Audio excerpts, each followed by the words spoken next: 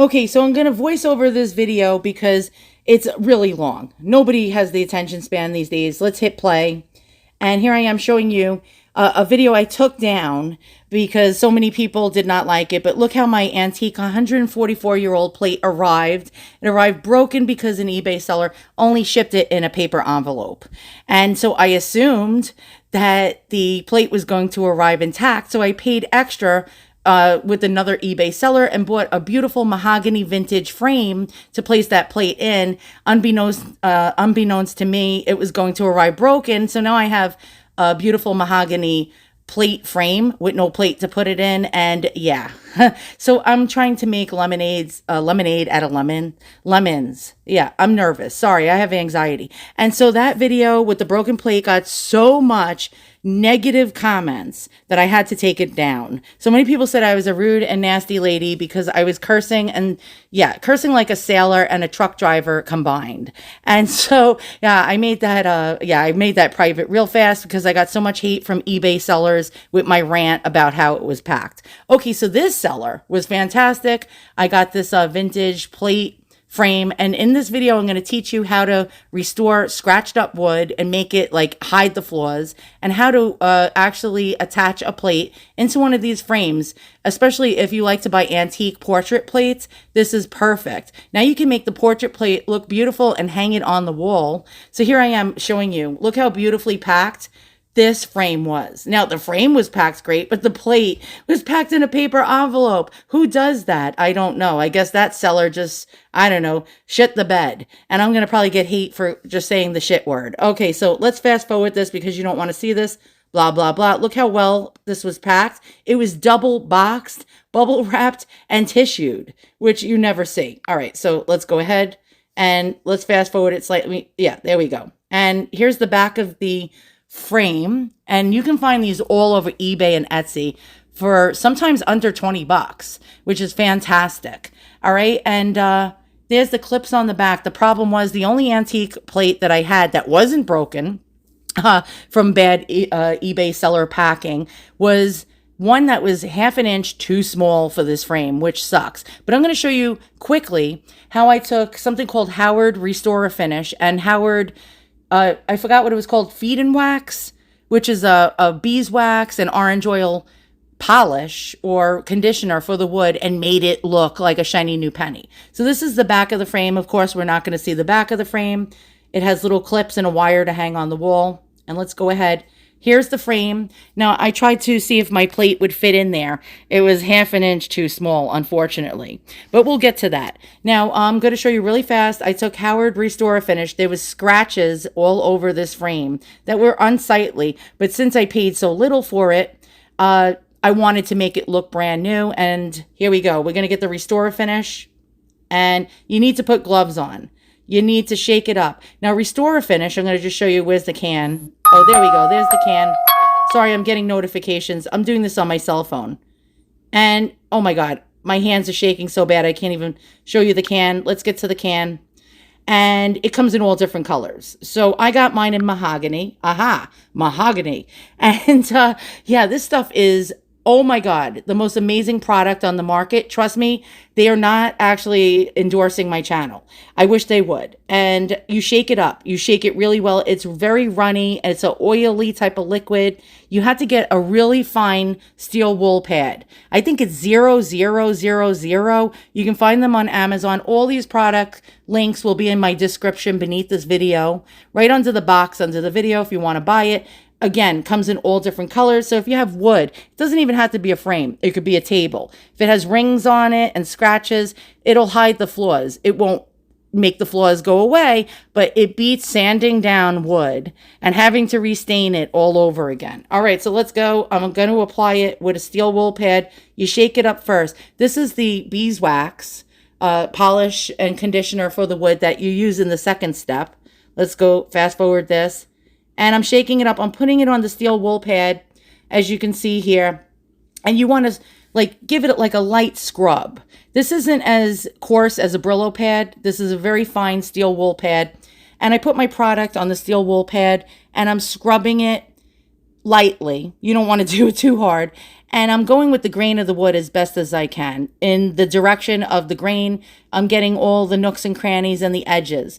And I'm putting a little more of the product on this steel wool pad. And I'm trying to saturate the whole entire wood frame in a scrubbing motion.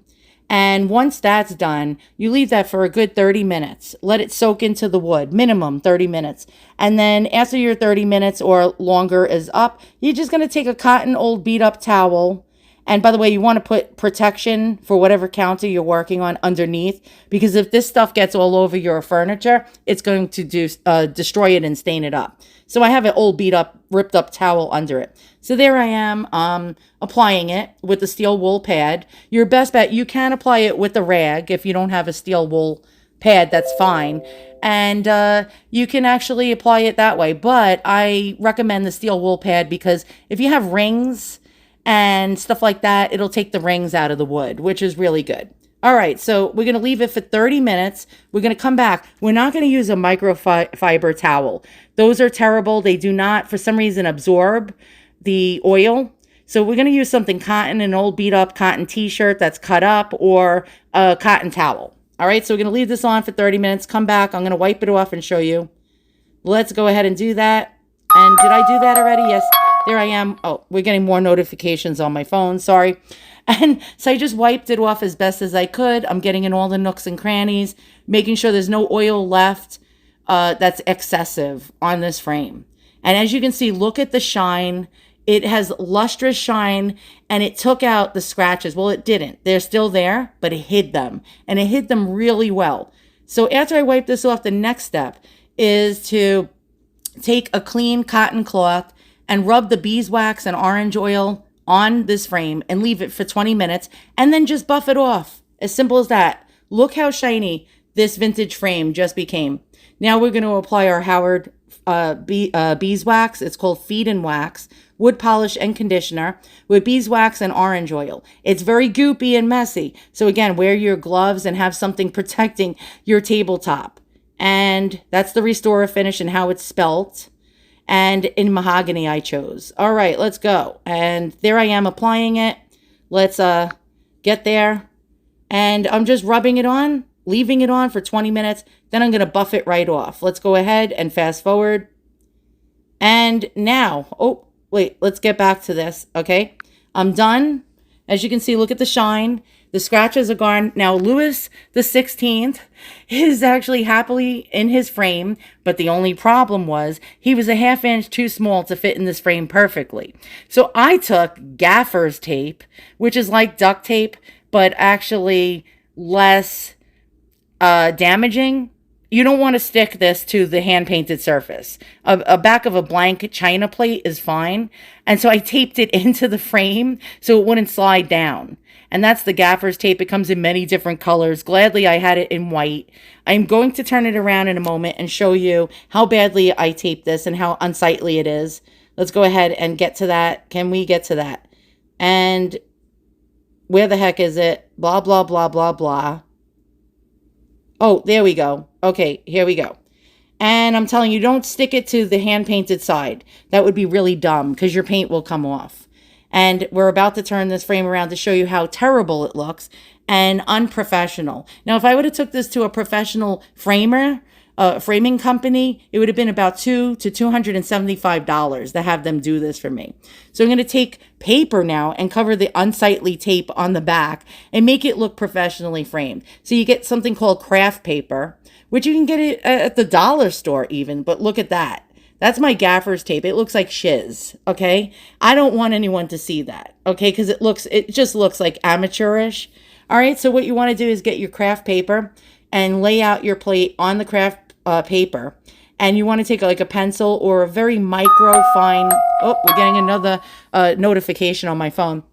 You want to get like a very small pointed pencil or something like that. Not a thick, wide like Sharpie, but you want to trace out a shape of your frame and make it just a little bit smaller than the actual frame because you don't want it to like overlap past your frame. So I'm showing you, there's my fine tipped Sharpie marker that I'm using. And you want to like get as like, I don't know, like under the crack as much, like where it leaves less of an overlap. So I'm going to trace it out, and you see my pen, I'm showing you I'm going under the frame because I need overlap. And then I made like a little line to make it a little shorter on all the sides. I'm going to cut it out with a scissor now. Let's go ahead and get to that part. And then you have your paper. All right, you don't want this because that looks like shiz. All right, so you're going to take your paper. You can staple it on the back, but I didn't want to make it that permanent. So all I did was put a couple of drops of glue gun glue on the edges of the paper and stuck it to the frame. And then now we have like a gallery type of job, although it's not professional. It's not as professional as if a gallery did it. It's good enough for me because now we don't see the unsightly Gaffers tape. All right, so I'm showing you it fit. After I traced it out, we have a little bit of room on each side. But if you have a wire on the back, what do? You make sure you undo one side of the wire. And then you're going to have to cut out a little tab for the other end of the wire. And there I'm showing you I'm cutting out a tab just so you can stick your wire on the other side. There you go. And so you want to affix the wire now. Well, actually, you can do it after you glue it down. There. And we're good. We're Gucci, right? We're Gucci. It covered up the unsightly Gaffers tape. And then we're going to check out King Louis XVI. This plate is probably from the 1850s. It's very, very old. And now we just made it look like $1 million. Well, hopefully. All right, we're going to flip it over in a second. Now you can hang it on the wall or put it on a plate stand, which is fantastic, and display it. And it just made a plate look that much more better because now this little 8-inch plate is now 11.5 inches in diameter going all around, and it looks really fancy and it looks really beautiful. Look at the shine, by the way, from the Howard. I'm showing you an example of it going on a plate stand. You can actually display it that way. Well, we have our wire, and our wire is on the back, so you can hang Louis the 16th or whatever plate you have onto your wall, and you just made it look like it belongs in a gallery. Okay, and you just didn't pay framing prices. You didn't pay the $275 to $300. It would have cost you to take it to a framing place. So I hope this information has helped you. If it has, please give me a thumbs up and a subscribe. If you do subscribe, hit the bell notification button and all. And any video I upload, you will see. So we restored this frame, and also we made it look like $1 million and put a backing on it. Thanks for watching. See you guys all soon. And so long.